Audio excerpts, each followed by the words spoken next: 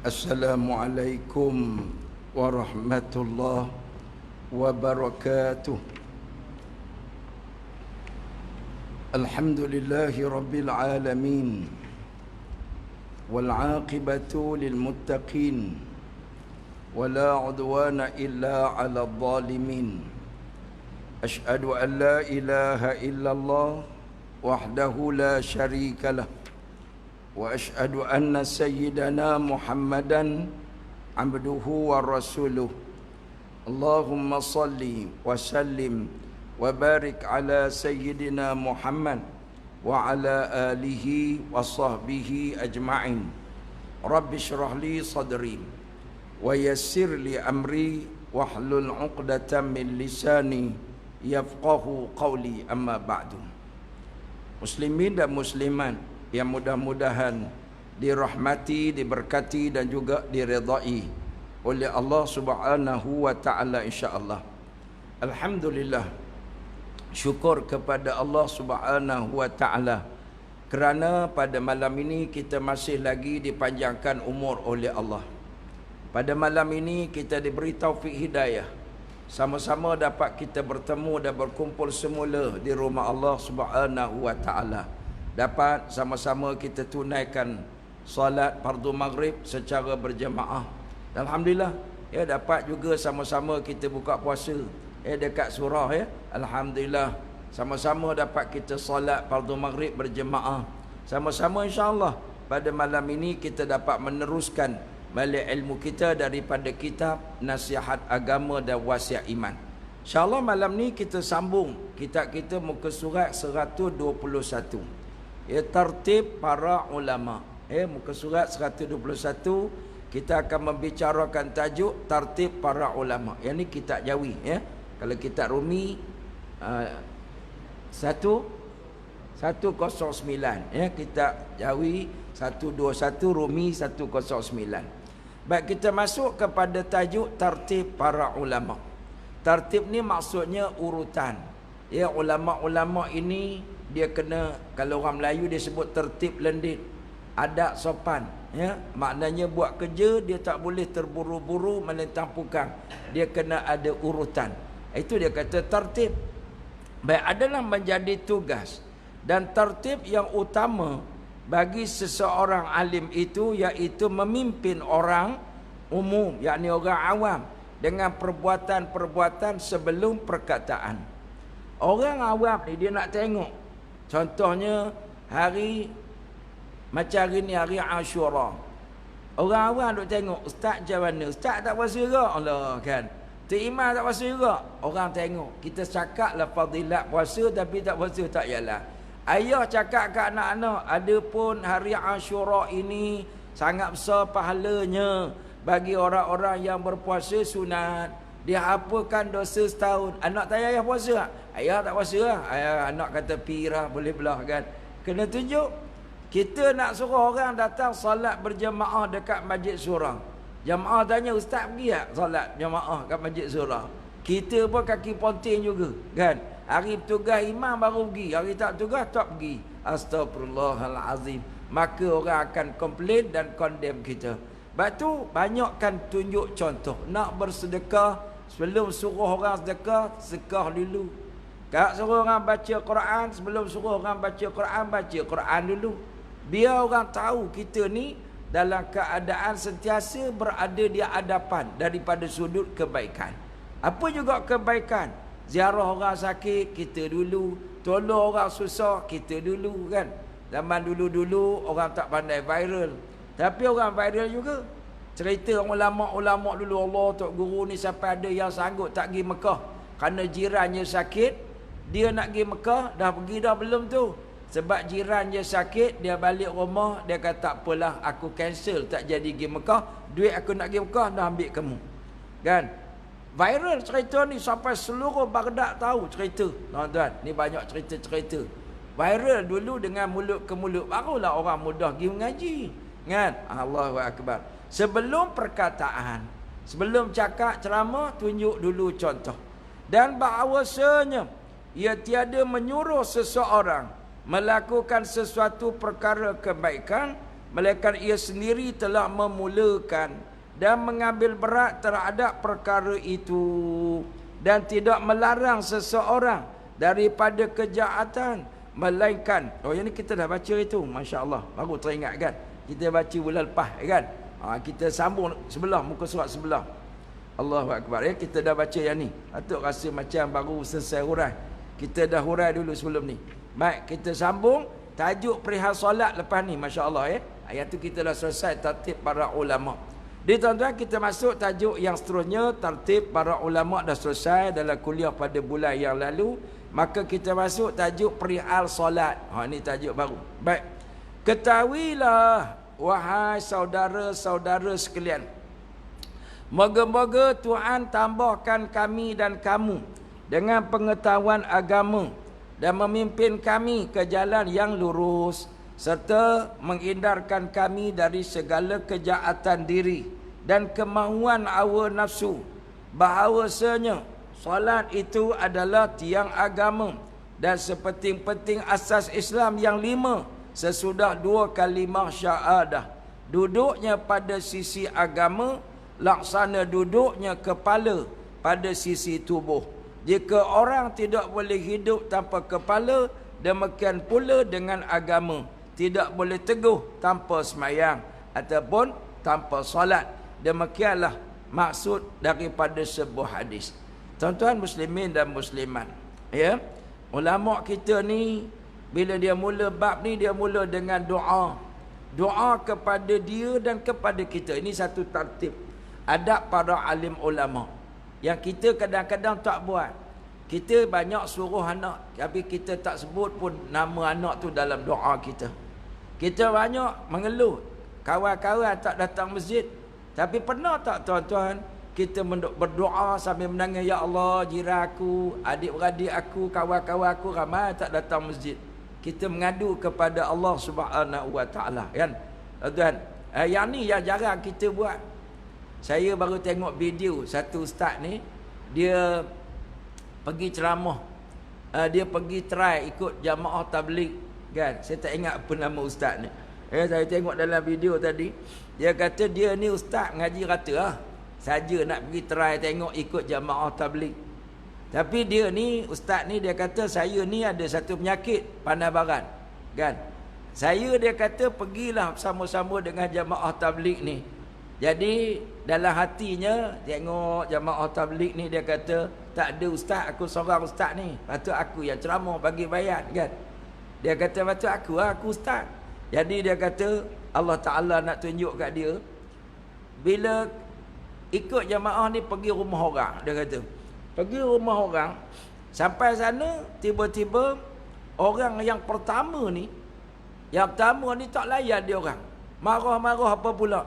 Dan dia ni tengok orang yang barang-barang ni, dia kata aku tengok kecil je, aku geram dah ni, kan? Aku geram. Tiba-tiba datang orang tua yang dalam jemaah tabligh ni, pegang dia, ustaz, istighfar ustaz, istighfar ustaz, kan? Astaghfirullahalazim. Lepas tu dia kata ustaz jangan cakap apa, kan? Rupanya tuan-tuan pada masa itu ilmu yang tidak disertai dengan penghayatan tak jadi. Dia tahu bagaimana nak berhujah, bagaimana sabar, bagaimana, tapi bila kena provokasi tak tahan dia, geram, kan? Rupanya. Dan lepas tu dia orang balik, barulah dia tahu, kawan tu kata kita ni kena hadapi orang yang marah kita ni dengan kita buat kebaikan. Dan dia baru belajar satu benda, dia kata, yang aku tak pernah buat, iaitu bila balik ke masjid, dia terkejut tengok geng-geng hak pergi dengan dia ni, lepas sembahyang doa khas untuk tuan rumah yang dia orang pergi tadi. Dan menangis pula tu, kan? Menangis pula, ya Allah, kami pergi tadi 2-3 buah rumah, semua tak layan kami. Ya Allah, bagi hidayah kepada mereka agar mereka sudi datang ke rumahmu, ya Allah. Barulah dia kata, Allah, ini yang aku tak buat. Aku ceramah pandai dah, tapi aku tak doakan untuk saudaraku. Jadi kasih sayang ni tuan-tuan tak kira lah tuan-tuan jamaah tabligh ke, ustaz ke, AJK masjid ke, surau, kita kena doa kepada jiran, adik-beradik kita. Sebab doa yang mustajab ini daripada hati yang ikhlas kepada saudaranya, kepada kawan-kawannya di belakang. Kita di belakang suka mengumpat. Bila sembang postmortem, surau ni teruk, AJK buat macam-macam dah, orang tak datang. Kita buat laporan teruk kan. Apa kita buat untuk panggil? Alah, dia orang ni panggil pun tak guna dan sebagainya. Kenapa tidak kita doakan?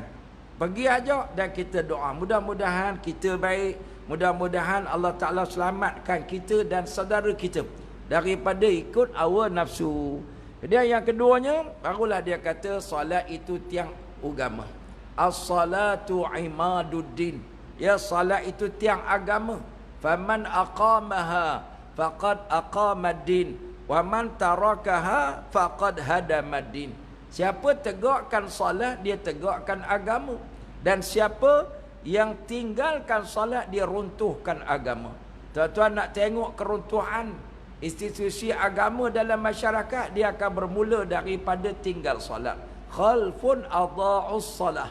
Ya, akan datang satu kelompok kumpulan yang adha'us salah. Mereka itu mengabaikan, menyia-nyiakan solat. Wattaba'u syahawat. Dan mereka akan ikut hawa nafsu.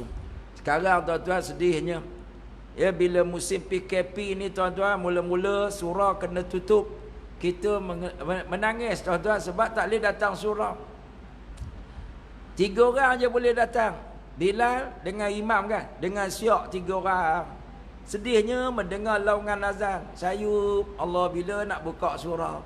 Alhamdulillah, lepas tu buka 12 orang boleh pergi. Kita tak terpilih lagi, sedih lagi tuan-tuan. Lepas tu buka pula 40 orang boleh pergi. Kita juga tidak terpilih, sedih lagi. Lalas sekali alhamdulillah buka ikut kapasiti surau. Yang bersedih tadi datang tak? Tetap tidak datang tuan-tuan. Dia hanya bersedih je, mengeluh dan mengeluh. Sekarang ni buka lagi, buka pun dia tak datang juga tuan-tuan. Banyak komplain, banyak cakap. Allahu Akbar. Tu geng pergi surau. Jaga solat pun. Allahu Akbar. Saya tegur budak-budak yang bawa motor ni, Panda Food kan. Ada 3 orang yang saya jumpa. Dia orang mengeluh lah nak pergi solat dekat masjid tak boleh. Sebab masjid kunci pagar dan sebagainya. Saya kata, ju'ilal ardu liya masjidah. Nabi kata, dijadikan bumi itu semuanya masjid untuk aku.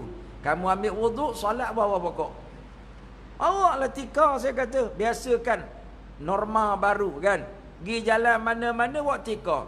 Kita pergi kencing dekat tandas tempat stesen minyak tu, keluar belakang tu cari pokok. Kat mana pokok halaman yang ada kat stesen minyak kan ada pokok kan. Ada halaman. Solat bentang lah sejadah mana-mana. Solat. Jangan kita salahkan orang. Kita nak solat. Apa jadi pun orang bagi tak bagi, kita cari tempat. Bawa pokok solat kan. Saya kalau balik kampung jalan, memang saya bawa tikam. Saya setuju sangat. Norma baru ni pergi masjid bawa tika. Jalan bawa tika, bawa tuan-tuan. Saya bawa tika. Daripada dulu. Daripada belum PKP tu, daripada saya pakai kereta, memang dalam kereta saya ada 2 tika. Satu tika yang untuk bentang bawah, satu lagi tika atas ni. Kita bentang tika. Untuk bila balik kampung, singgah mana-mana tempat, saya akan parking. Jauh sikit pada tempat R&R, tempat makan tu, kat surau tu. Tempat lapang kan banyak. Kita bentang tika. Pergi beli nasi bungkus, makan dengan anak-anak kat situ dan solat di situ kan. Dulu kan jam, tengok situ. Saya tak suka beratur kat depan surau tu ramai-ramai kan. Pergi ambil wuduk, kita solat sini. Kita jadi imam kat anak-anak kan. Kan bayar pun. Yang penting kita sampai tengok ala kiblat kat mana. Kita pergi betang tika kan. Betang tika tuan-tuan. Bukan menunjuk-nunjuk, memang kena tunjuk solat ni kepada Allah Ta'ala supaya Allah nilai. Dan kalau orang tengok kita, orang nak solat, alhamdulillah, menunjukkan contoh yang baik. Tuan-tuan kan jagalah, insyaAllah. Ya, solat ni tiang agama. Kalau anak kita, tuan-tuan, sekarang dah mula tak solat, jangan kita haraplah lepas kita mati anak kita jadi tu imam, tuan-tuan. Budak-budak yang sekarang ni kaki-kaki kelabing-kelabing tu, sampai kahwin suami isteri mabuk kat kelab malam ni, dia mula daripada tinggal solat. Siapa pun tuan-tuan kan, yang hisap dadah sekarang ini, dia mula dengan tinggal solat. Saya baca satu kisah dalam Mastika ni, kisah satu orang pezina. Dia tulis dalam Mastika tu, dia ni dulu dia kata azan dekat surau. Budak ni dulu mula-mula dia kata dia jaga solat. Tapi lepas dia dapat kerja dekat hotel di Langkawi, dia kata lepas dapat kerja, dia kerja technician Dia hotel. Hari pertama dia kata masuk kerja tu, sebab banyak kena buat tu buat ni, kali pertama dalam hidup dia, dia solat lambat. Solat lambat. Kan habis tengok Zuhur pukul 3 pukul solat. Lari solat jugalah hari pertama. Lepas tu asar pukul 6 pukul solat. Maghrib pun jadi lambat. Kali pertama. Hari kedua lagi lambat. Kan? Hari ketiga buat kali pertama dalam hidup dia, banyak kerja sangat sampai terlepas solat. Qada. Dia kata hari ketiga tu dia mula tinggal solat. Lepas tu tak berapa lama lepas tu mulalah satu hari dia kata, ni bagaimana kisah dia ni jadi pezina ni. Dia technician dan mula tinggal solat tu, perasaan takut tu dah kurang dah. Hotel ada pelancong, kan? Satu hari dia kata dia dipanggil untuk masuk dalam bilik dan ada pelancong daripada luar ni lah. Mak Saleh ke Jepun ke Wallahualam kan. Bila dia masuk nak betulkan tu, yang duduk atas katil tu Mak Saleh pakai spender je. Duduk tengok dia buat kerja. Dia ni ada rupa juga dia kata. Jadi duduk betulkan sana sini tengok. Sudah dia buat kerja tu, tiba-tiba perempuan ni datang peluk dia. Dia kata, saya baca dalam mastika tu, sebab saya masa tu dah jadi tak tahu macam mana, akhirnya dalam seminggu tu dia dah berzina lah. Dekatlah kahwin, dia kata astagfirullahalazim. Tapi dia cerita kat wartawan tu, dia bermula berani dekat buat maksiat ni sebab dia dah mula tinggal solat. Tengok baru seminggu tinggal solat zina. Allahu akbar tuan-tuan. Bayangkan orang yang tak pernah solat. Banyak orang mungkar-mungkar ni sebab tak jaga ibadat solat. Sebab tu Allah sebut aqimis salah, innas salah tanha 'anil fahsya'i wal munkar. Tegakkan solat kerana solat itu akan menjadi pencegah daripada keji dan mungkar. Orang solat ni dia ada rasa perasaan gerun, nak buat mungkar, nak terima rasuah, nak buat macam-macam ni dia rasa takut juga, insya-Allah ya. Jadi semoga-moga Allah Taala ya menggolongkan kita semualah ya, kami dan kamu kita semua ni dalam golongan-golongan orang yang sentiasa memelihara dan menjaga solat. Yang kita doa selalu, Rabbana ja'alna muqimis salah wa min dzurriyyatina. Ya Allah, jadikanlah kami dan zuriat keturunan kami orang yang sentiasa menjaga solat ini. Jaga tuan-tuan ya. Bagaimana doa Nabi Allah Ibrahim alaihissalam, ya Rabbi ja'alni muqimas salah wa min dzurriyyati. Ini doa Nabi Ibrahim alaihissalam. Ya Allah, jadikanlah aku ni bapa yang jaga solat. Jadikanlah anak-anak aku anak-anak yang menjaga solat, memelihara solat ni. Makna muqim ni orang yang sentiasa jaga solat lurus, betul ya, jaga solat, sentiasa mendirikan solat dan khusyuk di dalam solat. Ni norma baru ni tuan-tuan ni. Norma baru tahun baru, azam kita nak solat awal waktu. Masuk waktu solat. Sebab ada sahabat Nabi tanya, ya Rasulullah, ayyul a'mali afdal? Ya Rasulullah, apakah amalan utama?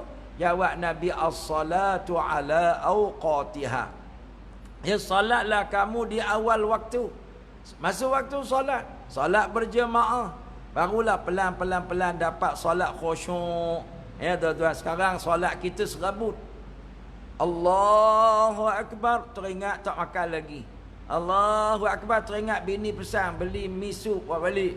Allahu Akbar, teringat yuran anak tak bayar lagi. Allahu Akbar, teringat pula tayar tadi ada satu masalah pula nak kena tukar. Bunga habis. Semua teringat dalam solat. Astaghfirullahalazim. Tuan, orang munafik itulah tabiat dia ya. Apabila solat, la yadhkurunallaha illa qalila. Takut kita tuan-tuan ni, kena kat kita dah ni. Bukan kata kat orang, kena kat kita dah. Ya tuan-tuan, innal munafiqina yukhadi'una Allah wa huwa khadi'uhum. Sesungguhnya orang munafik dia berlakon di depan Allah Taala ni. Dia berpura-pura menipu daya Allah. Allah Taala balas balik tipu daya mereka. Allah tahu apa sifat dia. Wa idza qamu ila salati qamu kusala. Bila dia bangun solat, bangun dalam keadaan malas. Nak bangun subuh malahnya, nak bangun zuhur malahnya, nak bangun asar malahnya, nak bangun ni maghrib ni pun malas juga tuan-tuan. Isyak lagi malas. Allahu Akbar. Bila rajin wallahu a'lam. Wa idza qamu ila salati qamu kusala yura'una an-nas. Mereka hanya menunjuk-nunjuk kepada manusia. Wala yadhkurunallaha illa qalila. Tak ingat Allah kecuali sikit. Kita kena dah ni tuan-tuan. Allahu Akbar. Ingat Allah ni. Lepas itu imam baca, kita hanyut. Kita hanyut. Pak imam baca tak sedap pun hanyut, baca sedap lagi hanyut. Tuan-tuan. Pelik sungguh. Ada orang dia komplain, tu imam jangan sedap sangat, kami terleka pula, tuan-tuan. Ada setengah tu imam baca tak sedap, kami pun jadi serabut pula, tuan-tuan. Semua salah orang. Kita tak salahkan diri kita, tuan-tuan. Mudzabdzabina baina dzalik. Mudzabdzab ni maknanya dia hanyutlah, tuan-tuan. Dia kejap ingat, kejap tak ingat, kan? Itu Allahu Akbar. Ni sifat solat munafik. Mudah-mudahan Allah pelihara kita lah, ya tuan-tuan. Jangan ada perangai munafik ni. Allah ampunkan dosa kita. Walaupun kita ada banyak cacat dalam solat, Allah tetap terima dan Allah ampunkan dosa kita. Baik, kemudian serta menjaga waktu-waktu solat, ya. Mudah-mudahan Allah jadikan kita ni orang yang menjaganya. Demikianlah bunyi firman Allah Ta'ala dalam Quran surah Al-Baqarah ayat 238. Allah Ta'ala mensifatkan hamba-Nya yang mukmin. Ni sifat dia. Hafizu 'alas salawati was salatil wusta wa qumu lillahi qanitin. Artinya peliharalah solat. Dan solat yang tengah-tengah. Solat yang tengah-tengah ni tuan-tuan, solat apa? Ada setengah ulama dia kata solat asar, ya, nanti kita huraikan kemudian. Ada yang kata solat fardu subuh ni terutama. Jagalah solat kamu. Wa qumu lillahi qanitin, serta tegaklah kamu berdiri mematuhi perintah Allah Taala. Dijaga solawat ini, solat yang 5 waktu. Zuhur, asar, maghrib, isyak dan subuh. Yang ni tuan-tuan, 5 ni jangan ditinggalkan sama sekali. Selagi ada akal, ya, Nabi kata salli qa'ima, bangunlah solat berdiri. Tak boleh, kalau fa'il lam tastati', maka kalau tak boleh juga, maka Nabi kata hendaklah kamu duduk. Tak boleh juga, hendaklah kamu berbaring. Tak boleh juga tuan-tuan, baring ni solat pakai isyarat. Kau tak boleh juga ustaz, macam mana? Disolatkan najilah tuan-tuan. Disolatkan jenazah, dah jenazah lah tu, nak pakai isyarat pun tak boleh. Kalau lagi ada akal, lainlah kalau masuk ICU, ya, orang ICU koma, nak buat macam mana, itu nak buat macam mana, kan? Dia tak boleh dah. Dia hilang akal dia dah. Dia tidak ada waras dia dah. Maka masa tu dia tak berdosa lagi, mati, duduk di koma tu berapa bulan mati, tak berdosa. Sebab apa? Dia tak boleh bangun, tak boleh fikir dah, kan? Tapi selagi mana boleh berfikir, ada akal, aqil, tak boleh bergerak, orang boleh ambilkan wuduk, maka orang kena ambil. Tak ada orang ambil wuduk, solat juga, tuan-tuan, kan? Nak bangun tak boleh, macam mana? Solatlah, jaga waktu, tuan-tuan, kan? Kadang-kadang ni ada anak cucu, tuan-tuan, dia tak jaga solat tok nenek yang sakit. Tok nenek yang sakit ni kena solat, kena wuduk, bersih, sucikan dia. Ada kata, tak payah, masa sihat pun dia tak jaga solat. Jangan. Saya tadi baca dalam satu artikel, nurse yang laki-laki, dia panggil apa, nurse, laki-laki, jaga orang laki-laki, ya, kat hospital ni. Dia ni, dia kata pengalaman dia kat hospital, yang paling, pengalaman yang paling ni lah hebat dia layan banyak orang nak mati sakaratul maut. Pengalaman dia, ramai orang yang masuk hospital tu, anak cucu tak jaga, dia jaga. Dialah yang basuh berak kencing orang ni, angkat. Bab nurse-nurse perempuan tak larat, dia angkat. Dan dia kata kebanyakan orang Islam yang mati di situ, banyak yang minta dia suruh tolong baca Yasin. Banyak yang suruh, kalau boleh nak ambil Quran, kami nak pegang Quran jap belum mati, kan? Ada yang minta tolong supaya wuduk, kan? Macam mana pakcik nak solat, dan macam-macam lah. Allahu Akbar, kan? Anak cucu kadang-kadang datang melawat bawa apple. Kawan ni sekoma dah, mana boleh makan apple dah. Dia sibuk bagi anggur. Orang tua ni daripada tak batuk makan anggur, batuk pula, tuan-tuan, kan? Allahu Akbar. Dia kena pastikan jaga ibadat ni. Boleh tunggu jaga amal ibadat supaya mati dalam keadaan husnul khatimah. Allahu akbar tuan-tuan ya. Jadi solat wusta itu dalam hadis yang sahih ialah solat asar. Sebab asar ni adalah solat tengah-tengah subuh, zuhur, asar, maghrib, isyak. Kenapa asar ni tuan-tuan? Sebab asar ni antara solat yang orang munafik susah nak solat. Kita balik pejabat, paskat, baru masuk asar. Bergegah duduk atas lebuh raya jam. Sampai rumah maghrib. Ada orang dia sanggup tuan-tuan, solat dulu dekat pejabat. Tak apalah, aku lambat sampai sikit tak apa, asalkan solat aku tengah jalan settle kan. Ada orang tak boleh 5 minit bergah dia. Sampai dalam lebuh raya sanggup. Tiap-tiap hari tinggal solat fardu asar. Ada orang waktu asar ni waktu dia nak main game. Saya dulu masa bawa tim bola sepak tuan-tuan, SMKA Kuala Selangor, dulu saya coach dan manager. Coach and manager tuan-tuan. Dulu kan. Saya ni main bola tak pandai sangat kan. Tapi bila di sekolah kenalah jadi coach. Kan. Bawa tim, saya kata kat budak-budak, saya kata kamu walaupun kamu ni kalah menang soal kedua, solat kena jaga. Sebab kalau kamu tak solat, malaikat tendang kamu masuk neraka. Jadi kalau kamu ni tak jaga solat, tak guna menang kan. Jadi kami sampai tu pukul 3.30 tu biasa game pertama, ini bawah 15. Pukul 5 lebih bawah 18. Ini problem dia tuan-tuan. Bawah 18 ni kadang-kadang bawah 15 tengah main tu, saya pesan dah budak-budak solat dulu. Budak-budak ni solat kan. Tim yang kedua lawan dengan kami, dia tunggu dah kat padang tu. Seluar pendek siap. Yang syoknya kadang-kadang referee seluar pendek, referee yang sama. Dia sambung. Kita bagi kesempatan budak SMK solat dulu. Referee dengan linesman duduk isokok. Melayu juga tuan-tuan, orang Islam. Allahu akbar. Tapi baguslah dia bagi laluan kita ni. Yang masuk waktu ni kita solat. Kadang kita solat dekat surau dan solat dekat padang kan.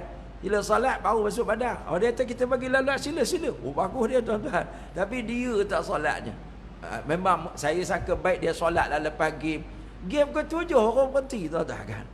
Ke-7 saya kata macam mana pun referee bagi tak bagi kita solat. Masuk waktu ready dah kamu. Dalam keadaan kita pakai seluar tutup aurat, solat lu. Tepi padang lah. Kan? Biar kita kalah tak apa, asalkan jangan Allah murka. Alhamdulillah menang, pernah lah sampai peringkat daerah kan. Sampai final pernah lah, alhamdulillah kan. Itu tak apa, saya kata ada budak sekolah lain pun ada yang pandai. Saya main dengan budak-budak ni senang. Saya tak letak target. Kamu main, yang pertama kita ambil bagai aktiviti dah selesai. Kamu wakil sekolah dah dapat sijil. Kemudian main elok. Jangan cederakan orang, berdosa. Kalau orang cederakan kamu, jangan kejar tumbuk kan. Kita tunjuk contoh yang lain. Kita jaga waktu ibadat, insya-Allah orang pun tengok kita, kalah menang tu belakang kira, main dulu elok kan. Senang je tuan-tuan. Saya jadi coach, payahlah kalau jadi tim profesional payah. Tim profesional tak apa jadi, baihu abai kerok, you kena jadi Johan kan. Saya kata tak, saya bukan macam tu kan.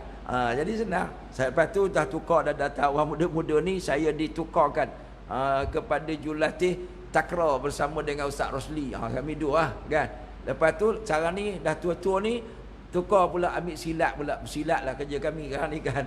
Silat lah pula. Suka-suka tu bagi orang lain. Tapi saya pesan gitu kat budak-budak, bahawa solat ni kamu kena jaga. Belum lawan, solat dulu. Kamu jangan kira ni referee tiup tak tiup. Kalau referee tiup tu tak ada masalah sangat. Malaikat maut tiup, jangan main. Tengah main bola pun mati kan. Ready dengan wudu. Saya kat Mesir dulu tuan-tuan, saya main bola. Kami masuk padang, pernah lawan dengan kelab. Yang saya kagum tuan-tuan, satu kelab yang kami lawan ni, kami masuk dari stadium tu, dekat solat asar. Tukang kebun ni tuan-tuan, dia tengah siram rumput ni, masuk azan-azan dengar masjid luar tu, dia ambil wuduk tuan-tuan. Pergi salat tepi padang. Tuan-tuan, saya kata Masya Allah. Kita masuk tu cari juga kan surau. Tak ada surau. Dia buat tempat solat tu tuan-tuan, padang tu lah. Tepi padang tu, kita solat dalam padang. Allahu akbar tuan-tuan. Tim lawan pun masuk solat, tim kami pun masuk solat. Tapi kami lawan dengan tim Mesir ni tuan-tuan, dahsyat. Kalah 10-0. Oh dia tuan-tuan, pengalaman kan, dia punya skill masya-Allah. Tapi tak apa, saya kata 10-0 pun okey, sebab kami tak dibelasah oleh malaikat, kita solat kan. Allahu akbar, seronok-seronok ajalah. Ada tim ajak kami lawan, kita masuk tuan-tuan. Allahu akbar, ni seronok-seronok. Tapi jangan seronok sampai tinggal solat. Ya, saya kagum tu, saya kata tu orang yang siram rumput tu, dia boleh ambil wuduk terus solat tu, masya-Allah kan. Kita sini ada tak tuan-tuan gitu? Orang jaga stadium solat, nak lawan bola solat dulu. Kena buat tuan-tuan. Kita kena usaha untuk jaga solat di mana saja. Baik. Jadi solat asar ni sebab ni payah orang nak jaga. Dan kadang-kadang orang pergi kerja kan tuan-tuan dekat sawah ladang. Memang inilah waktu yang kritikal. Saya buat bendang tuan-tuan dekat kampung. Allahu akbar. Orang kampung nampak je macam baik. Kadang-kadang pukul 3.30 dia pergi sawah. Pukul 7 dia balik. Tak solat asar tuan-tuan. Balik duk sibuk basuh kaki apa semua, masuk waktu maghrib. Saya balik khutbah dekat kampung, saya selalu tekankan benda tu. Sebab saya pengalaman tengok orang kampung sendiri. Ambil padi, tuang padi dulu kan. Dulu tuang padi, lepas tu ambil bubur dalam guni. Sekarang senang dah pakai lori semua. Sekarang ni orang kampung relax je tuan-tuan. Banyak sakai jentera. Dulu ni kan, petang-petang pukul 3.30 bawa tajak pergi kat sawah kan. Tarik ni. Balik sampai rumah pukul 7. Tak solat. Tapi saya ingat dulu-dulu zaman bapak saya buat bendang sawah dulu. Orang kampung dulu, dia jaga. Tiap-tiap ujung tanah tu dia akan buat satu, dia panggil bangsal. Kan, orang kena panggil dangau. Situ tujuan dia untuk rehat, masuk waktu zuhur, solat kat situ. Orang dulu kan. Asar solat kat situ. Dah adalah bawa bekal makan, lepas tu balik. Maknanya buat kerja sawah pun tak tinggal solat. Solat. Ambil ni air wuduk, ambil air sawah je. Ambil wuduk tuan-tuan. Orang dulu. Orang sekarang tuan-tuan, dia tak jaga kerja mancing pun tak solat. Mancing lama-lama tu kan. Kat kedai tepi-tepi kolam ikan tu, solat lah tepi tu. Semua boleh solat. Bawa sejadah. Ni norma yang baru. Yang kita jalan mana-mana, sejadah kena bawa. Kan? Ni Jaiz mengarahkan sampai bila-bila kena bawa sejadah ni selagi belum keluar arahan baru. Saya suka sangat tuan-tuan. Pergi masjid bawa, dalam kereta bawa, apa masalah? Setengah orang dia komplain berat, payah. Rokok yang haram dia bawa kulu kili boleh. Tuan-tuan. Batang pancing bawa kulu kili boleh. Dalam kereta dia tu macam-macam benda. Tapi sejadah aja berat. Pelik tuan-tuan. Kan berat sangat kan. Kalau hati sudah suka, tak berat pun. Tuan-tuan. Komplain banyak tuan-tuan. Jadi dia kata lagi, Allah sebut salat ini wusta ni khusus kerana kelebihan dan keutamaannya. Dan perkaranya pun telah terkenal dan termasyhur di dalam Islam. Ya? Sehingga sampai sebab turunnya kelonggaran pada salat khauf, semayang syiddatul khauf. Ceritanya begini, apabila kaum muslimin sedang giat berjuang, yakni berperang bersama-sama dengan Rasulullah sallallahu alaihi wasallam dalam satu ghazwah. Ghazwah ni makna peperangan, perang. Rasulullah sallallahu alaihi wasallam telah salat dengan pejuang-pejuang muslimin itu dalam salat zuhur seperti mana cara yang biasa. Manakala kaum musyrikin berada dekat dengan tempat itu, mereka tengok perbuatan kaum muslimin daripada jauh zuhur, dia orang solat. Jadi bila selesai solat, puak-puak musyrikin kata, nanti ni asar puak-puak ni solat pula ni. Kita akan attack pada masa itu. Masa tu. Jadi mereka rancang, kita serang mereka, kepung mereka ketika mereka solat. Nescaya mereka akan menguasai akan keadaan.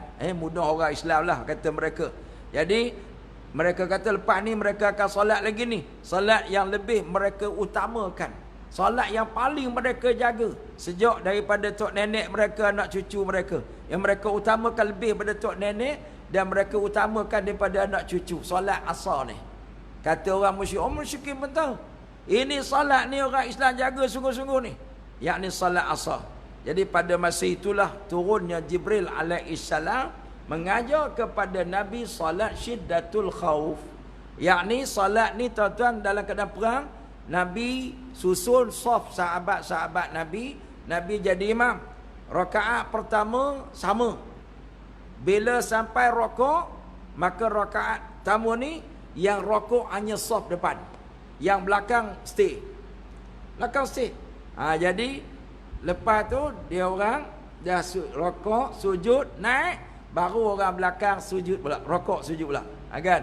Jadi sentiasa duduk tengok. Jadi musuh nak attack, lain macam cara solat ni kan.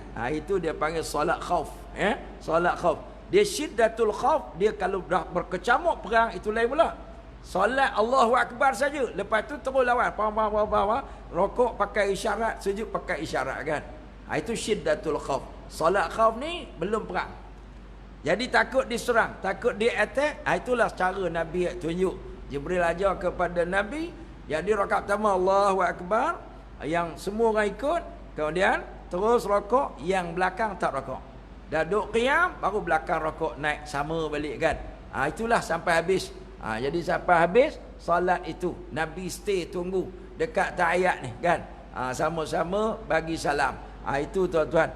Jadi itulah solat syiddatul khauf. Tengok betapa besar kelebihan solat fardu asar ni, sehingga orang musyrikin pun tahu orang Islam jaga solat ini lebih daripada jaga tok nenek anak cucu. Ini orang Islam zaman dulu. Orang Islam zaman sekarang kerana bola lambat solat asar. Sebab itu solat munafik ni tuan-tuan, yang dia paling berat dua, solat asar dengan solat subuh. Asar ni waktu ni lah sibuk macam-macam. Subuh dia tidur kan. Nak tahu kenal muka kita ni ada tak masuk senarai munafik, tengok berat tak berat nak solat fardu asar. Kadang-kadang drama tu tuan-tuan, pukul 5 tu drama, sampai pukul 7 drama. Maghrib drama kan. Orang Melayu gila drama semua tuan-tuan. Drama ni tuan-tuan, ya. Allahu Akbar. Kadang-kadang berebut dengan anak nak tengok kartun pukul 5. Solat belum lagi. Tutup semua TV. Tutup semua radio. Masuk fardu asar, ajak anak-anak solat. Kalau tak boleh, budak-budak sekarang tak boleh pergi masjid surah, bapa yang solat dekat rumah, abang yang solat dekat rumah, solatlah berjemaah bersama dengan anak dan isteri pasuk waktu. Jaga tuan-tuan. Baik. Kemudian Allah Ta'ala berfirman lagi, munibina ilaihi wattaqu wa aqimus salah wa la takunu minal musyrikin. Kita bagi laluan Bilal azan dulu sekejap, insyaAllah kita sambung sikit.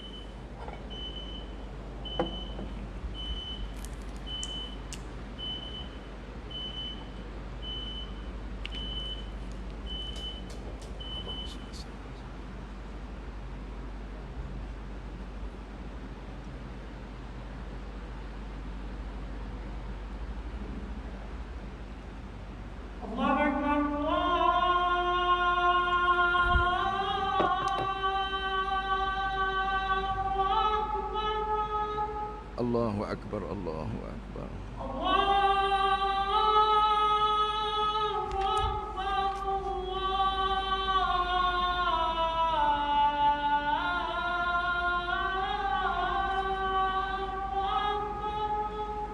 Allahu Akbar, Allahu Akbar.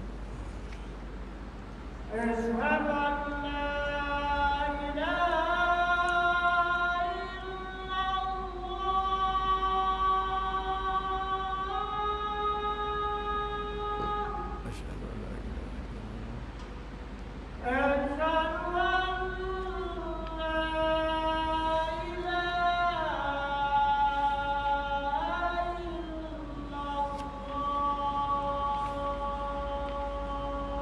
asyhadu an la ilaha illallah.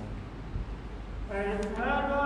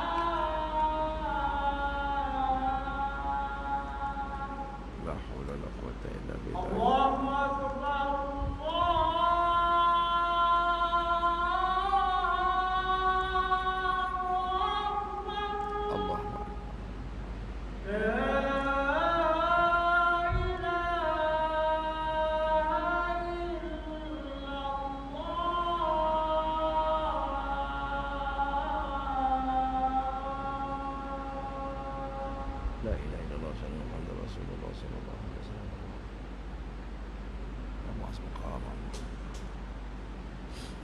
Baik, kita sambung sekali lagi tuan-tuan. Allah sebut dalam surah Ar-Rum ayat 31. Munibina ilaihi. Mereka itu dalam keadaan kembali kepada Tuhan. Wattaquhu, dan takwalah kepada Tuhan. Wa aqimus salah, serta dirikanlah salat. Wala takunu minal musyrikin, dan janganlah kamu menjadi orang-orang yang syirik, mempersekutukan Tuhan. Dalam ayat ni Allah sebut sifat manusia yang Allah sayang ini apa dia? Munibin, inabah. Inabah ni maknanya dia taubat. Dia balik semula kepada Allah Ta'ala. Jahat macam mana pun kena jadi munibin. Innallaha yuhibbut tawwabina wa yuhibbul mutatahhirin. Allah suka sangat pada orang yang taubat. Ya, orang inabah. Inabah ni makna dia patah balik, kembali kepada Allah Ta'ala. Kita semua ada rekod macam-macam. Ada orang rekodnya dulu tak semayang. Ada orang rekodnya dulu zina. Ada orang rekod dulu riba. Ada orang rekod masa muda-muda dulu macam-macam jahat dia buat. Maka Allah kata munibina ilaihi. Kamu baliklah semula kepada Allah Ta'ala. Kembali kepada jalan. Lepas tu kita tuan-tuan jangan petikai orang. Jangan petikai orang. Bila tengok orang muka macam kau taubat pun aku tak percaya kan. Muka macam kau ni tak boleh balik baik, tak boleh jadi baik. Jangan tuan-tuan ya. Sebab bukan hak kita untuk tahan orang dari balik ke pakal jalan. Jahat macam mana pun kita kata alhamdulillah, baliklah ke pakal jalan. Alhamdulillah, alu-alukan dia. Biar kita ni ada air mata seronok tengok saudara kita yang tak solat nak solat. Kadang-kadang tuan-tuan ni bila kita kat masjid, orang kampung pun satu hal. Orang tu tak pernah datang masjid. Bila orang tu datang masjid, dia pandang lain macam je tengok. Duduk sini lama mana tak nak datang. Kenuri malam ni ada toyang baru nampak kan. Saya pernah jumpa tuan-tuan. Satu masjid malam tu kenuri makan pulut durian. Ni kisah benar tuan-tuan kan. Dia orang buat jamuan pulut durian kan. Tok siak ni tuan-tuan, toh sombong ke bercakap. Dia kata bau durian ramai pula bau. Masa tak ada durian tak nampak mata hidung. Astagfirullahalazim. Satu orang jemaah ni terasa. Dia jawab, ingat aku tak ada duit kau nak beli durian. Aku pun ada duit. Dia start motor terus patah balik dan tak datang dah tuan-tuan. Allahu Akbar. Patutnya kita kena, inilah kata ada tertib hikmah kan. Alhamdulillah ada orang nak buat kenuri kan. Dalam kampung saya dulu tuan-tuan ada orang rajin buat kenuri ni. Ada tuan-tuan kan. Alhamdulillah. Sekarang tak tahu lagi lah di bandar-bandar ada orang rajin buat kenuri. Malam-malam Jumaat kan. Malam-malam ceramah. Ada orang dia nak buat kenuri, dia bagi tahu jatah kau sampai. Malam ni saya nak bawa durian 1 lori. Dulu-dulu kan durian murah kan. Pergi ambil dekat Batu Kura selori boleh buat kenuri ya. Sekarang selori itu 1 tan berapa dah tuan-tuan, RM10 sekilo. Tak larat orang kita kena kutip duit lah kan. Dulu-dulu selori itu memang sekampung boleh datang makan ramai-ramai, subhanallah. Dia tuan-tuan, jadi jangan kita peli orang. Orang nak patah balik alhamdulillah. Asbab dia Allah nak bagi hidayah ni macam-macam. Kadang-kadang dia malu kat orang, kadang-kadang dia budak-budak, dia tengok budak, dia ada tengok kawan dia sakit. Itu saya forum satu orang artis tuan-tuan yang bertaubat. Rocker, tuan-tuan. Dia cerita macam mana dia taubat ni, dia kata sebab dia tengok dia punya orang buat lagu rock ni, dia panggil apa tuan-tuan yang buat lagu ni? Apa? Komposer. Dia kata kematian komposer depan mata dia kata. Dia orang pergi cari komposer ni, dia lepas tu jumpa jatuh. Macam mana tak tahulah apa isu dia, tak cerita semualah. Buat balik rumah kan. Bila sampai kat rumah tu, hantar rumah ni mati. Dia orang duduk tengok kawan ni mati, tengok sakaratul maut kan. Lepas tu panik lah, dalam tu rocker belaka. Gerok ni, yo bro kan. Macam mana nak buat bro kan. Mati komposer kan. Bini kawan dia pun dia pening nak buat macam mana, tolong lah. Dia pergi cari orang masjid lah. Tak pernah pergi masjid, dia kata. Kan. Dia cerita pengalaman dia ni. Lari keluar tu pergi ke masjid nak cari orang. Nak masuk tu seluar rok ni kan koyak kepala lutut. Mabuk dia dengan rantai. Allahu Akbar. Macam mana aku nak masuk ni kan. Lala sekali gagah jugalah. pergi jumpa kan. Sebab nak urus jenazah ni kan senang, panik. Kan. Lepas itulah sejak daripada tu dia kata dia curi-curi pergi masjid. Pelan-pelan tengok orang tak ada, dia masuk pelan-pelan. Lama-lama alhamdulillah Allah bagi keinsapan kat dia kan. Sebab dia kata masa komposer mati tu dia dengar satu suara. Suara ni lah yang menyebabkan dia rasa takut sangat. Suara kan. Suara tu kalau tak silap, suara tu berkata, lepas ni kamu pula. Lebih kurang gitu, dia terdengar lebih kurang. Dia ceritalah dalam forum tu bagaimana dia berubah. Allahu Akbar kan. Saya forum dengan kumpulan Wing Mel. Mel ni dia berubah sebab lepas mak dia mati 3 malam berturut-turut mak dia datang dalam mimpi. Tengok dia sedih, tengok dia sedih, tengok dia sedih. Mak dia tak senyum, tengok pandang dia dengan pandangan sayu. Akhirnya lepas 3 malam dia mimpi mak dia mati tu, dia jumpa satu ustaz. Apa tafsir mimpi saya ustaz? Kata ustaz ni, mak kamu sedihlah, hajat dia tak tercapai. Dia nak anak yang soleh, anak raka pula kan. Allahu Akbar. Kalau saya kata seorang raka tak soleh, Allahu a'lam lah tuan-tuan, saya pun tak hidup dengan dia orang kan. Tapi kata mek gitulah. Lebih kurang mak dia ni sedih. Jadi ustaz ni kata dia nak anak dia jadi lain, tiba-tiba anak dia jadi raka pula kan. Lepas tu Mel kata dia mula fikir-fikir, lepas tu dia berubah kan. Alhamdulillah. Walaupun kehidupan dia lepas tu susahlah sebab orang rock ni jemputan, dapat duit banyak apa semua, dia hidup susah kan. Tapi dia sangguplah, dia berubah. Waktu tu hati-hati yang berhijrah semua ada kisah-kisah dia berhijrah dengan pertunjuk dan hidayah daripada Allah. Jangan kita nak petikai pula, betul ke berubah ustaz? Betul ke dulu isap ganja, dulu isap dadah? Tak, itu hak Allah Ta'ala lah nak ubah dia. Walaupun dia dadah ke, dia ganja ke, bagaimana Allah nak ubah itu terserahlah kepada Allah Ta'ala. Kita bimbing mereka dan kita jadi orang yang bersama dengan munibina ilaih, taqwa dan tegakkan salat, yakni yang dikatakan aqimus salat, mengerjakan salat dengan cara dan tertib yang diperintah oleh Allah Subhanahu wa taala. Jadi tuan-tuan, kita berhenti sekadar dulu insya-Allah. Mudah-mudahan apa yang kita bicarakan pada malam ini akan dapat ilmu dan dapat rahmat dan berkat daripada Allah Subhanahu wa taala insya-Allah. Ya, aqulu qali hadza wa astaghfirullah li wa lakum wa li syairil muslimina wal muslimat wastaghfiru innahu wal ghafurur rahim. Baik, sebelum tutup sikit iklan tuan-tuan ya. Saya ada sahabat Dr. Ashraf Suwarin. Dr. Ashraf Suwarin ni dia buat satu ma'had tahfiz ya tuan-tuan di Kuala Selangor, di Tanjung Karang.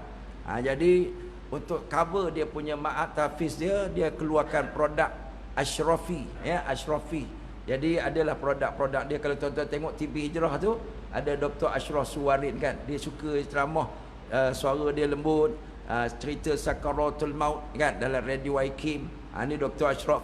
Jadi ada saya bawa bersama-sama dengan saya pada malam ni sebagai produk Ashrafi Koko dia, untuk saya kenalkan pada tuan-tuan. Boleh, kalau boleh lepas ni tuan-tuan nak minum koko, coklat apa semua ni, bolehlah kita tolong support sekolah dia, membeli sambil menderma produk-produk Ashrafi, Dr. Ashraf Suwarin insya-Allah. Ada saya bawa sekilas sampel, tuan-tuan boleh tengok kat luar nanti insya-Allah, ada anak saya bawa. Wassalamualaikum warahmatullahi wabarakatuh.